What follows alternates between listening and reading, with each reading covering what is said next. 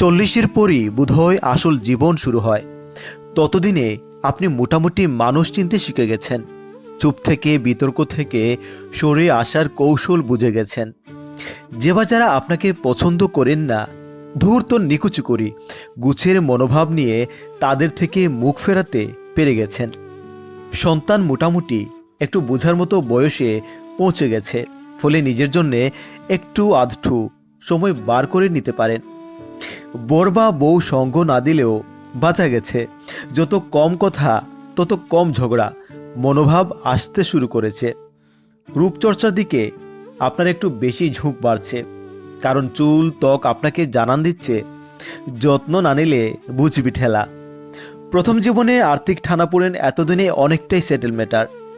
আপনি যদি নিয়মিত কাজ করতে পারেন, তবে ব্যাংক ব্যালেন্স বলছে বছরে একটা বড় আর একটা ছোট ট্যুর করতেই পারিস।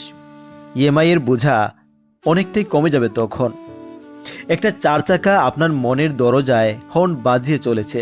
রাজনৈতিক ব্যাপারে আপনি বাইরে ইন্টারেস্টেড হাবভাব দেখালেও বাড়ি এসে টিভির সামনে বসে যে কোনো রকম রাজনৈতিক ইস্যুতে গালাগালি করে মন হালকা করেন। মোটের উপর 40 আপনাকে একটা পরিণত মনস্ক মানুষে রূপান্তরিত করে তোলে।